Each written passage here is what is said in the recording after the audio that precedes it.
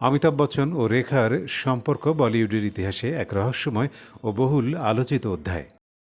১৯৭০-এর দশকে একসঙ্গে কাজ করতে গিয়েই তাদের মধ্যে ঘনিষ্ঠতা তৈরি হয়, যা ধীরে ধীরে প্রেমের গুঞ্জনে রূপ নেয়। কিন্তু সেই সময় অমিতাভের স্ত্রী ছিলেন জয়া বচ্চন, ফলে এই সম্পর্ক ঘিরে বিতর্ক আরও বেড়ে যায়। বিভিন্ন সিনেমায় তাদের অসাধারণ রসায়ন দর্শকদের মুগ্ধ করলেও বাস্তব জীবনে তারা কখনোই তাদের সম্পর্ক প্রকাশ্যে স্বীকার করেননি। সময়ের সঙ্গে তাদের মধ্যে দূরত্ব তৈরি হয়, তবে আজও তাদের অসমাপ্ত প্রেম কাহিনী মানুষের মনে কৌতূহল জাগিয়ে রাখে এবং বলিউডের এক চিরন্তন রহস্য হয়ে রয়ে গেছে। রেখা এক সাক্ষাৎকারে বলেছেন, অমিতাভকে ভালোবাসলেও কখনোই তার ঘর ভাঙতে চাইনি। কতটা গভীর ছিল তাদের প্রেম! বলিউডের এভারগ্রিন সুন্দরী হিসেবে পরিচিত অভিনেত্রী রেখা। আসল নাম ভানু রেখা গণেশন। সিনেমা তাকে রেখা নামেই খ্যাতির চূড়ায় পৌঁছে দিয়েছে। যদিও ৭১ বছর বয়সী এই তারকা অভিনয় জীবনের পাশাপাশি ব্যক্তিগত জীবন নিয়েও সমানভাবে আলোচিত।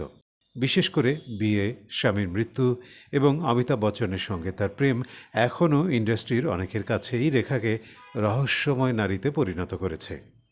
সম্প্রতি সিমি গারওয়ালের জনপ্রিয় টকশোতে নিজের জীবনের পরতে পরতে জড়িয়ে থাকা উপেক্ষা আর একাকিত্বের কথা সামনে এনেছেন এই অভিনেত্রী। সেই আলাপচারিতায় জীবনের বেশ কিছু বিস্ফোরক সত্য উন্মোচন করেছেন তিনি। ১৯৫৪ সালের ১০ই অক্টোবর এক মাদ্রাজ পরিবারে জন্ম হয় রেখার। তার বাবা তামিল সুপারস্টার জেমিনি গণেশন এবং মা তেলুগু অভিনেত্রী পুষ্পবল্লী। রেখার বাবা জেমিনি গণেশন তার মা পুষ্পবল্লীকে আনুষ্ঠানিকভাবে বিয়ে করেননি এবং রেখাকে জনসমক্ষে নিজের সন্তানের স্বীকৃতি দেননি। তাই বাবার স্নেহের বদলে একরাশ গ্লানি নিয়েই শৈশব থেকে তার পথ চলা শুরু হয়। সিনেমার রূপালী পর্দায় পা রাখার পর অনেক অভিনেতার সঙ্গেই রেখার নাম জড়িয়েছিল, কিন্তু তার জীবনের সবচেয়ে আলোচিত অধ্যায়টি শুরু হয় ৮০-র দশকে অমিতাভ বচ্চনের সঙ্গে। দো আনজানে ছবির মাধ্যমে বলিউডে জুটি বাঁধার পর একের পর এক সুপারহিট ছবি উপহার দিতে শুরু করেন রেখা ও অমিতাভ বচ্চন। কিন্তু ১৯৮১ সালে সিলসিলার পর তাদের পথ চিরতরে আলাদা হয়ে যায়। ১৯৯০ সালে ব্যবসায়ী মুকেশ আগরওয়ালকে বিয়ে করেন রেখা, কিন্তু ভাগ্যের নির্মম পরিহাসে বিয়ের কয়েক মাসের মধ্যেই মুকেশ আত্মহত্যা করেন। তারপর থেকে একাকিত্বই হয়ে ওঠে রেখার নিত্যসঙ্গী। সম্প্রতি সিমি গারওয়ালের শোতে নিজের অন্ধকার দিকগুলো নিয়ে অভাবনীয় সততার পরিচয় দিয়েছেন রেখা।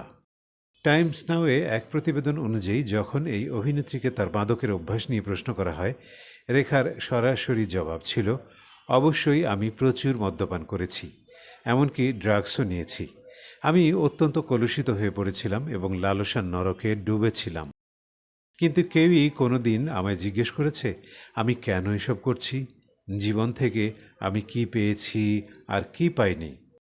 অমিতাভের প্রেমে পড়া নিয়ে সিমি গারওয়ালের প্রশ্নের জবাবে সংযত কিন্তু স্পষ্ট ভাষায় অভিনেত্রী বলেন, আমি অমিতাভকে মন থেকে চেয়েছিলাম, কিন্তু আমি কখনোই কারোর ঘর ভেঙে সুখী হতে পারবো না। তাই আমি নিজের অধিকার কখনো দাবি করিনি, শুধু দূর থেকে তার মঙ্গল কামনা করেছি।